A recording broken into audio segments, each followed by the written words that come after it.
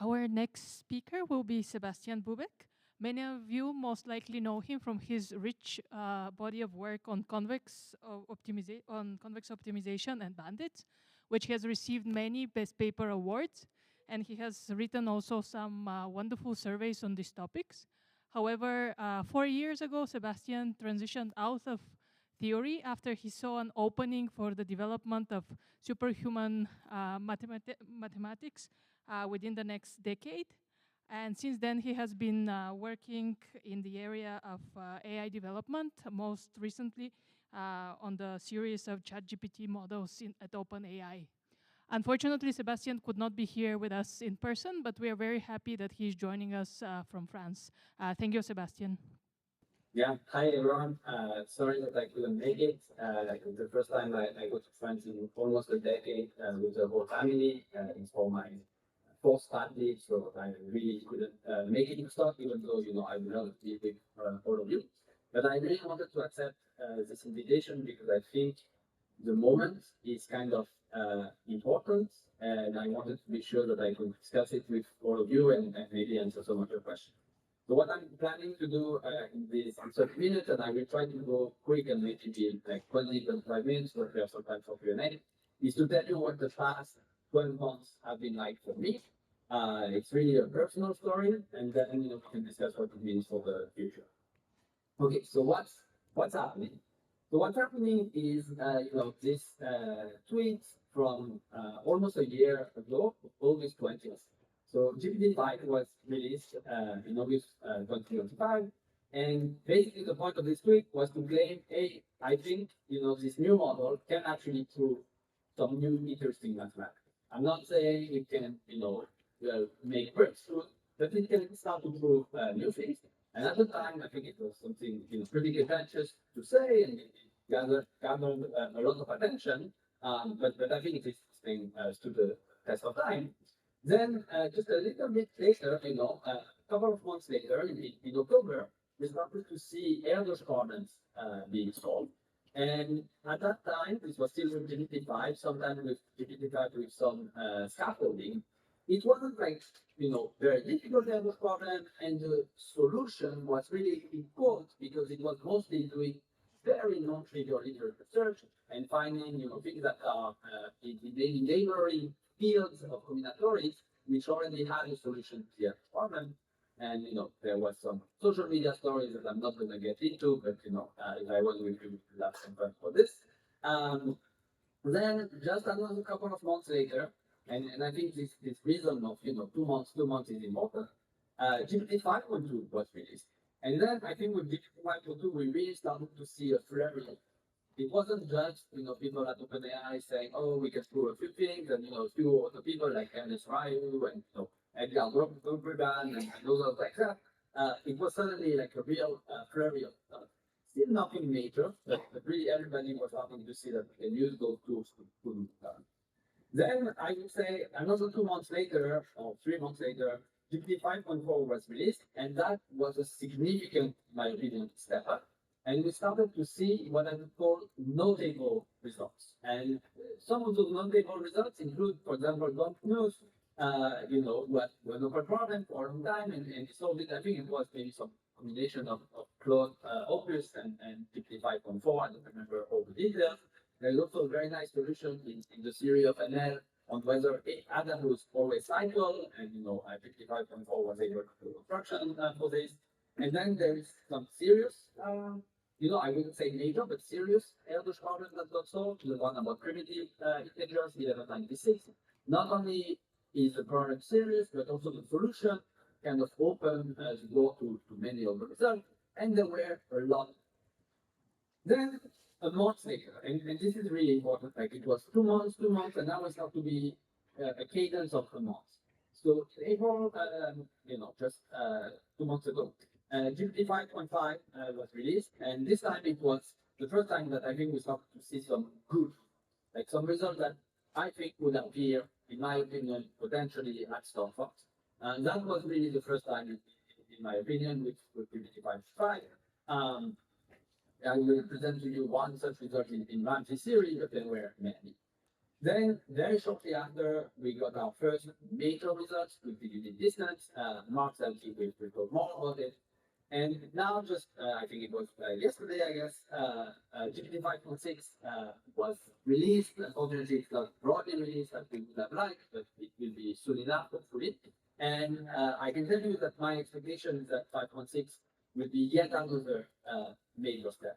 So this is like the big picture of what has been happening for the last 12 months.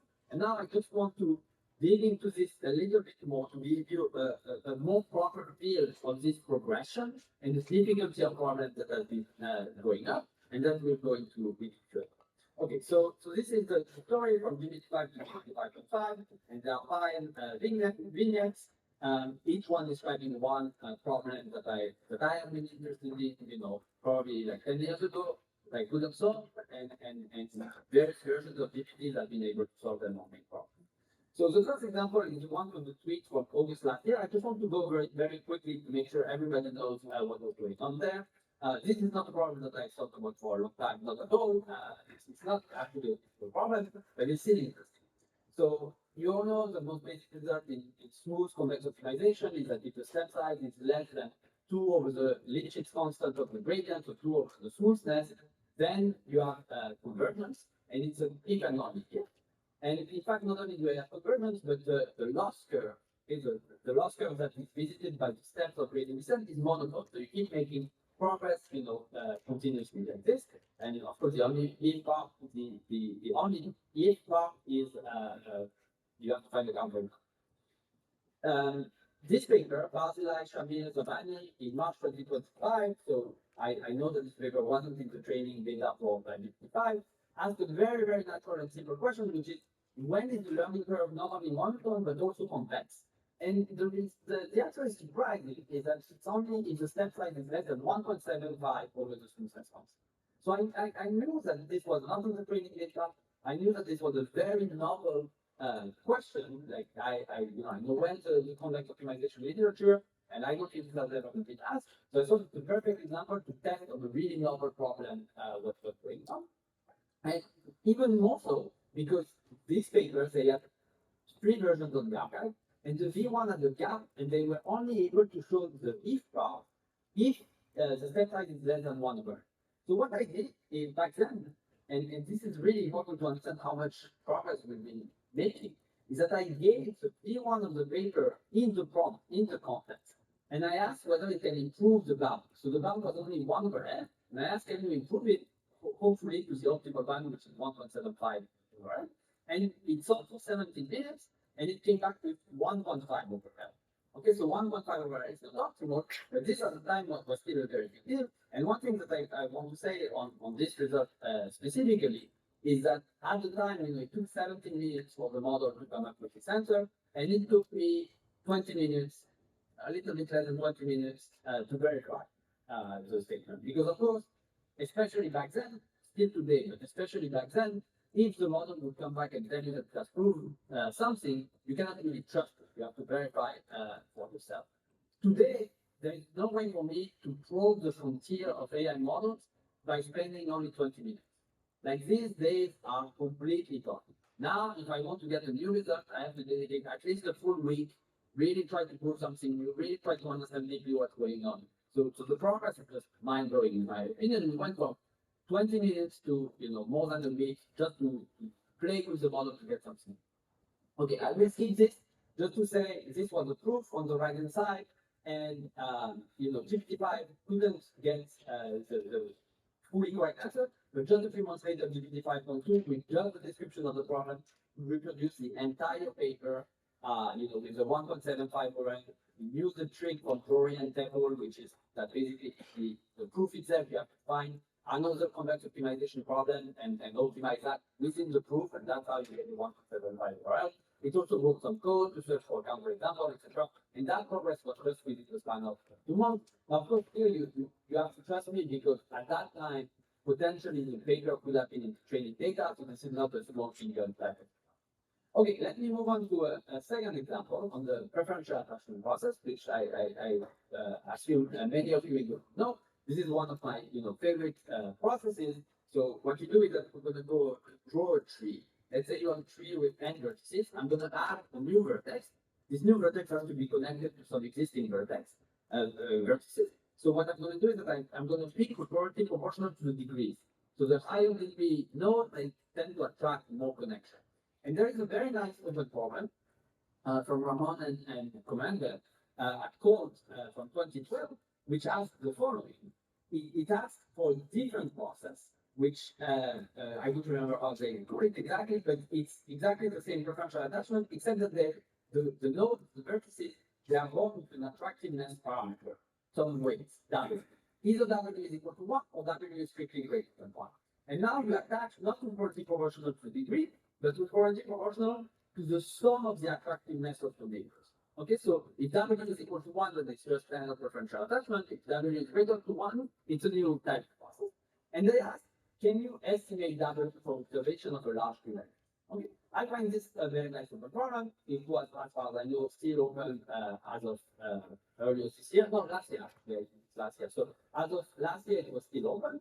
And I thought this is a great question to ask because there has been so much development on the preferential attachment process since 2012 that probably if the model has understood all of this, it should be able to answer this question.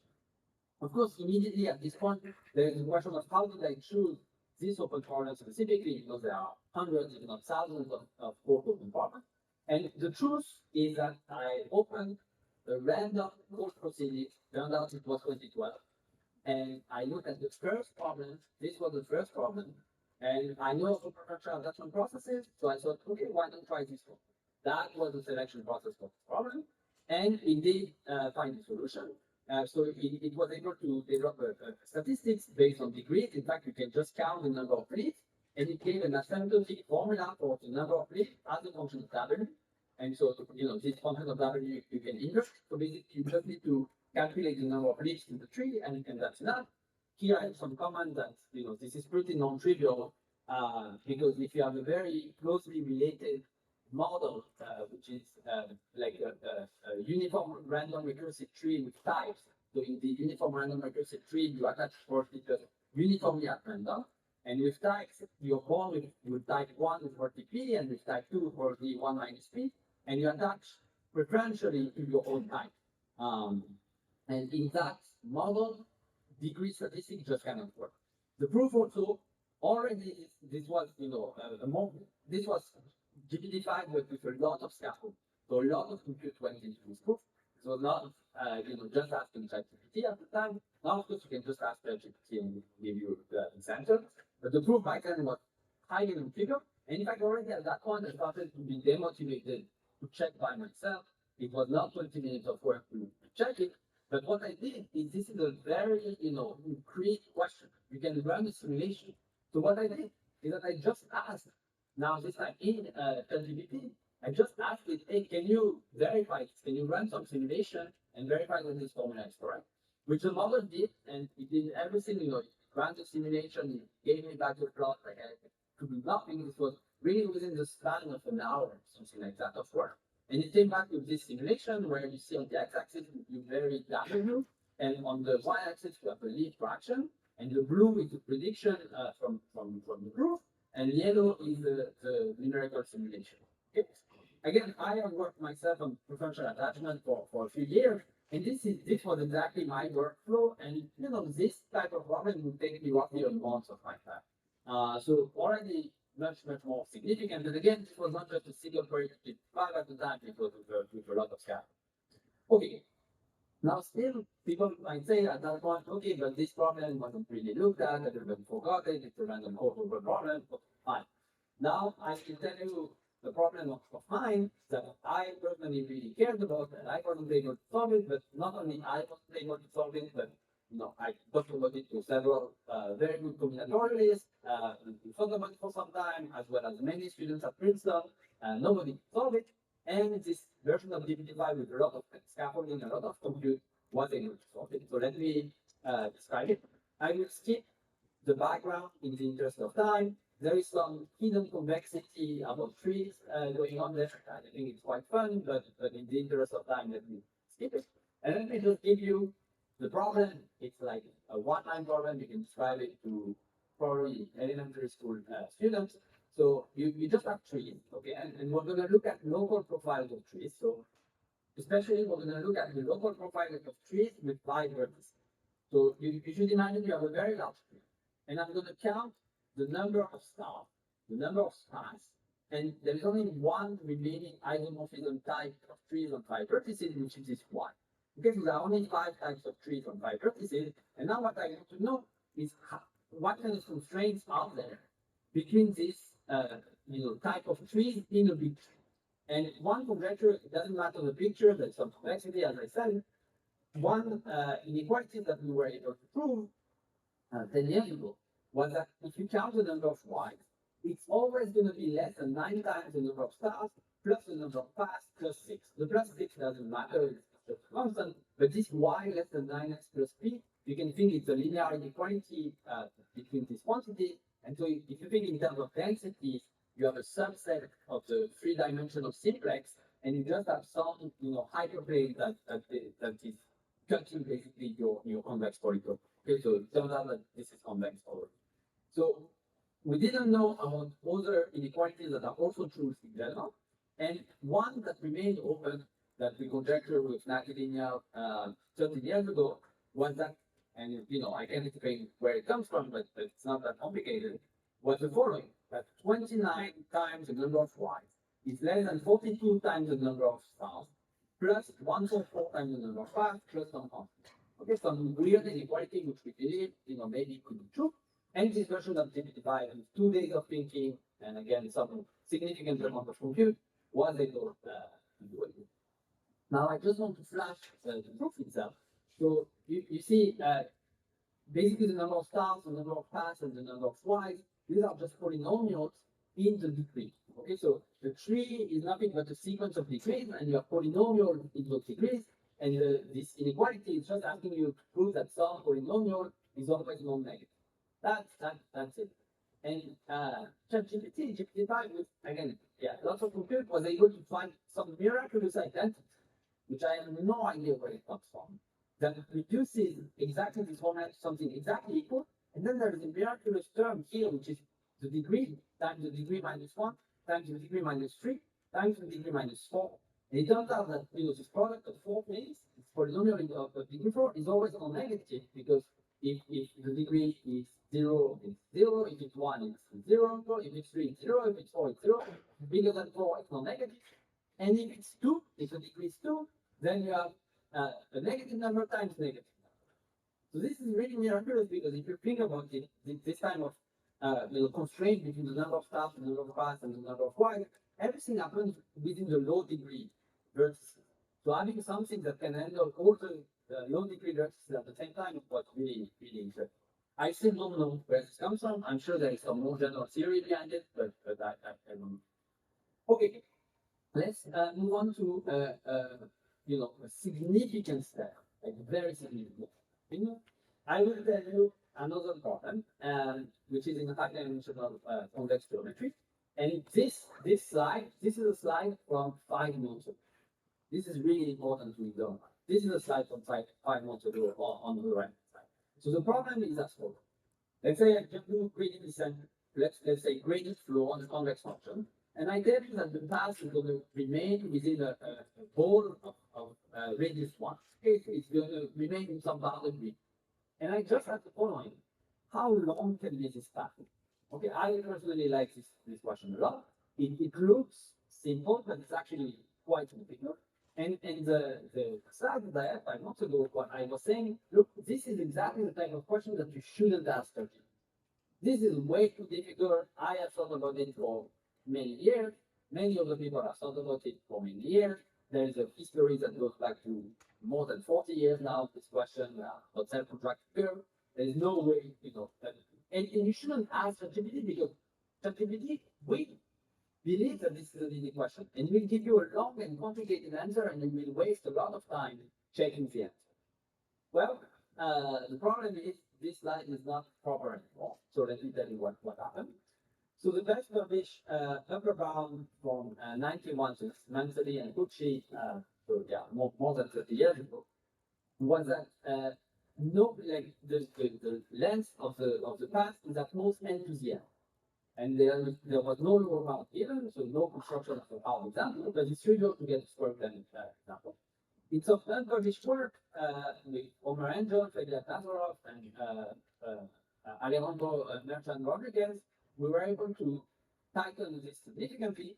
We have a 4 to the n upper bound and a 2 to the n lower bound. So a construction of the 2 to the n lower bound. And this 2 to the n lower bound, maybe it sounds like, oh yeah, 2 to the n, yeah, probably parentheses of the attribute something. It's actually quite tricky. And for a long time, we had only a square root 2 to the n lower bound, and over several years of work, not full time several years of work, on and off, but still several years, we were able to slowly push from square root 2 to the n to 2 to the n. And GPT 5.5 was able to rediscover the 2 to the n fully by itself. It's not for having an hour or something like that, and it's just into the construction entirely. Now, not only this, I want to just follow up with another comment on this, which is when I explained this result to Ernest Ryu from UCLA, who's now my colleague at OpenAI, he had the idea of, okay, can you ask the same question for network accelerated gradient descent?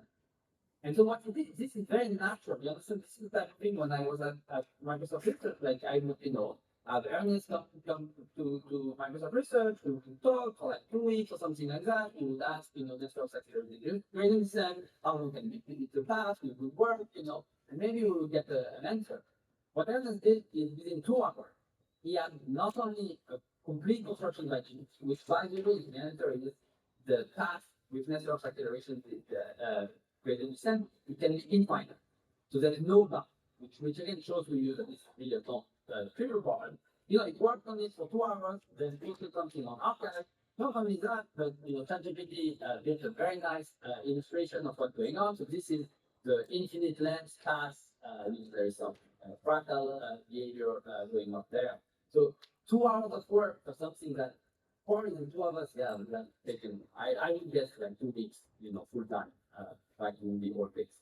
Okay, and then the last example that I want to show to you, because all of these were still things that I personally care about, and who knows, maybe any of you in the room could have looked at this and found the answer to all these questions in a few days. Let me tell you something where I know this is a real difficult problem, which is Ramsey series. Okay, so Ramsey numbers. GPT 5.5 just one chosen with the Erdős column 10, 14. The fact that it's an Erdős column is not really the point. The point is more than a of Ramsey numbers. So, here I show to you the progress for a Ramsey number. So you all know Ramsey numbers, right? RKL, what is the size of the graph so that you have either peak of size K or independent set of size L. And this is the progress on basic results of Ramsey numbers over, the 100 years that this concept has been around. Fundamental concept, many people have thought about. You can see that I can count the number of significant results on my 2 hands. And I would say, I don't know if I can call it significant, but I think it's a result that could be added to this list of results. The GPT 5.5 one of them, which is that if you ask the RAM, it's basically the stability of Ramsey number. So if you ask RKL plus 1, how does it compare to RKL? The two are asymptotically equivalent. And the reason why it's difficult is people believe that the only way to answer this question would be to have kind of exact asymptotics of all those numbers. And this was a difficult question. It turns out that you don't need the exact asymptotics if you're really clever, like fine. Okay, let me move on to the conclusion and then hopefully have some time for questions. So I hope it's clear from this short presentation that in 9 months, not even a year, in 9 months we went from 7 million people looking at one tweet and being, impressed that GPT-5 just reproduce a short paper. This was what was impressive 9 months ago. So impressive that people didn't even believe it and thought, okay, maybe it's contamination, maybe it's the training data, maybe it's doing web search, etc. We went from that to, I think, basically everyone using it and also advancing very outstanding topics such as the branch number and starting to make what I would call major advances and the unit distance to do. So this is the rate of progress. I think from this, it's pretty clear that there are some big decisions to make soon, like very, like now. And some of them are not like heavy. Some of them are sort of logistical. For example, how do we deal with authorship? This is something that is dear to everyone who works in theory. Authorship becomes really complicated. So, for example, the Ramsey number result that I just showed. Okay, I didn't verify it myself. Meta solely verified it. Um, should Meta have posted a paper on Archive with his name on it? He did nothing. He just verified the proof from GPT 5.5. So I don't personally don't think that's proper. I don't think we should be posting results from AIs under our own name. Now, on the other hand, if you have verified it and you have understood something different and you can put it under a different light, then that's a different matter. But maybe we should have clarified this role of the prover and the verifier, which is something, of course, that this group knows very well in a different context. But the prover and verifier should have more explicit role, I think, in the future, and maybe should be hosted in different places under different rules. I don't want to be the one suggesting what we should be done there. These are that open AI. But I think what is important is to start this conversation right now, like urgent. Um, Now, what I just said was, some kind of logistical decisions that we have to make as a community. And, this touches, of course, daily also for STOC and all the conferences. But I think there are more dramatic futures that we have to contemplate. For example, I think it is very proper today to start asking ourselves, what do we do once, GPT-6 or GPT-7 is a superhuman problem? I can give it any problem which has a solution, let's say within 50 pages, it will find. If the solution, let's say, is using existing theory, which is a very important distinction. Now, of course, there is probably a future with a superhuman theory builder too. But maybe it's okay to separate those two for the moment and just think about the superhuman problem solver where no new theories need to be introduced, but we can solve anything that can be solved with our existing tools, we can solve it. I think, a lot of the StockFox community and, core community and many other communities, they work based on open problems. So if suddenly you can solve anything that can be solved within basically the context of existing theories, I think it changes everything in terms of acceptance and all of that. And it questions the role of a proof. So to me, a proof, it has a dual, which is both a certificate of truth for the result, but it's also an explanation for why those things is true. And I think personally, I am much more interested in the lab. I've always been, and I think most people are more interested in knowing why a result is true rather than just whether it's true or not. And it used to be that, basically the why, essentially, especially I would say in the CCS community, or at least in the community that I was part of, let's say knowledge optimization, the why was something we were not really allowed to ask. Because the proof itself is the reason why. Look, why are you asking me why? Here is the proof. It tells you why it's true. And I think now we really get to separate it. Because if there is an oracle that just gives us a proof, that does not answer the why at all. Like we really have to dig and put it in context and relate it to other things, etc.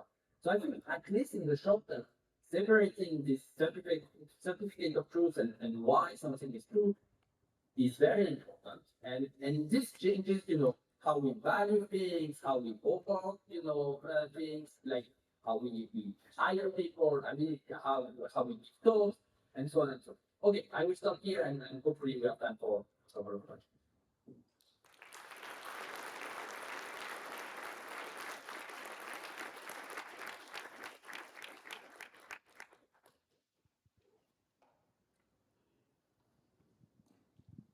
Thanks, Sebastian. It seems to me that it is increasingly becoming difficult to benchmark these models against math, in particular to isolate memorization from reasoning. The way these models are trained, every time an open problem is solved, it no longer becomes a valid test for the next version of the model. What does the future of benchmark look like? If I solve an open problem, do I publish it or do I sell it to OpenAI and use it as a benchmark? Yeah, yeah. Well, I will tell you the honest truth, and I always do. And yeah, I think I'm personally not interested in benchmarking at all. I think we're just beyond benchmarking. And it has been pretty clear, for example, with the frontier math benchmark, where you know the story is that basically we started to see some kind of ceiling being hit with the GPT-5 series of models on the benchmark. And this was very, very strange to us because we could see on everything else, all the research that we were doing with it, that the model was clearly. So what we did is that we just turned GPT 5.5 to the frontier math problem and with their solution and asked them, okay, is the solution correct? And every time we found like half of the problem at first and mistakes. And not only that, but it was basically saying, oh, I can see how somebody would make a mistake like that. So, you know, it's just, yeah, I think we're beyond benchmarking. That way. Yeah. Any other questions? Oh, yeah.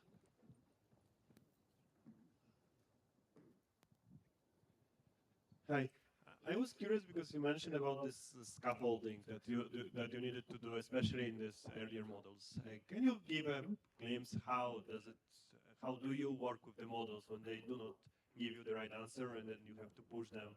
Like how it's done by a pro? Yeah. Yeah, so scaffolding was definitely really important early on, especially with GPT-5 5.0. We've seen less and less importance of it as the series continued, and I would say GPT 5.5, 5.5 Pro, and hopefully soon like 5.6, we really see much less of a need for scaffolding. Now sometimes, and it's pretty funny, those models still need encouragement. And this is because we're building general purpose models that have to basically serve, a billion people that are going and talking to these things weekly.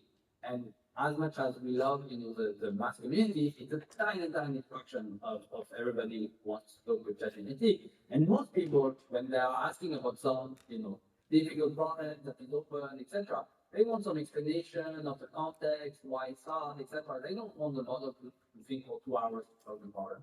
So this is what I'm trying to say is this is the post-training mission. Whereas the post-training is trying to be kind of this helpful assistant with giving you this quick answer and not a research assistant. So what we do often, and I have shared the transcript like this by Boris Alexeyev, who basically reproduced the unit distance solution with 55.5, is that you have to give lots of words of encouragement to the model. So he tries, maybe he doesn't solve it, you say, hey, you didn't try hard enough, So those tricks are still helpful. I expect this will be short-lived and soon even that will not be taken.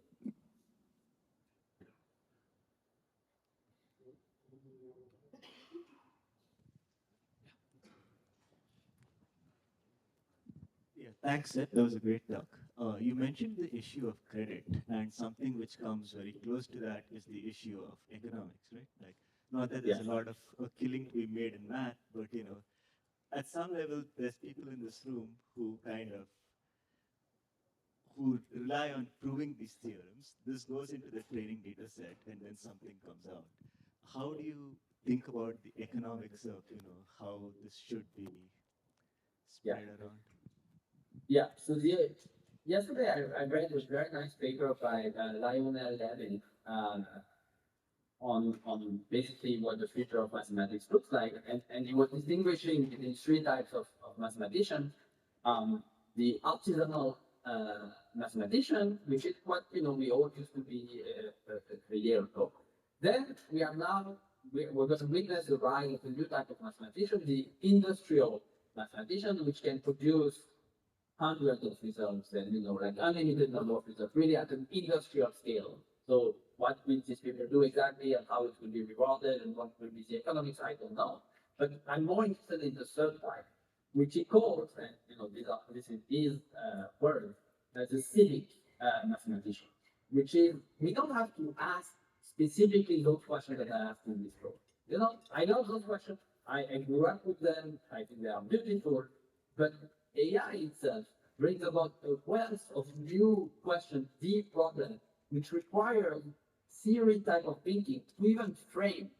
And so it's kind of a golden age, if you wish, maybe not to solve all of the old questions, because the old questions, yeah, they will be sort of solved automatically, and maybe you get this human that solves it this year rather than GPT next year.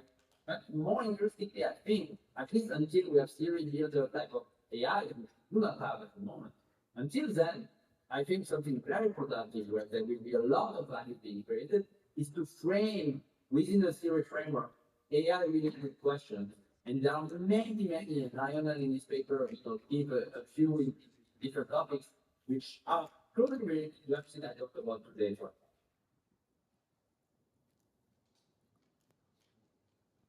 Yeah, oh, you go ahead. Yeah, this is the last question. Go ahead. I have a question. That one's off. Yeah, I turned it off. Can you run it over to him? Yeah, I have a question about what you said about separating the role of prover, verifier, and perhaps this presenter. I wonder why, like, like large language model can't be the verifier and presenter, or like why do they like why can't they do this now, or are they improving to become such roles? Yeah, you're asking a difficult question. Yeah, no, look, there is no obstacle to anything. Like, I think anything we do, the models will be able to do. But the part of explaining why, and so first of all, before I continue with this answer, even if they are able to do anything that we do, it's still important to have experts, human experts, that are, master of this craft and understanding it very, very deeply. And we don't want to really push power to those AI. So I think that is, a separate point, but I think it's very, very important to me, and I wanted to say that out loud. Now to your point, I think, look, the point that I'm trying to say is that there is a human component to mathematics that I personally was not willing to admit for the longest time. But there is a reason why you are all in this room together and why I'm kind of feeling, left out for not being with all of you right now. I would prefer to be in the room. Because there is something about this human connection where we all share the same understanding and we're all trying to make progress together and really trying to understand together. This will not go away. This is our humanness. And I think this is what we have to embrace. So yes, probably LLM will be, amazing presenters too at some point. But you want a human presenter. Okay, thank you. Thank you, Sebastian. Yeah, we'll proceed with the next talk. Yeah, thanks, Sebastian, again. Yeah.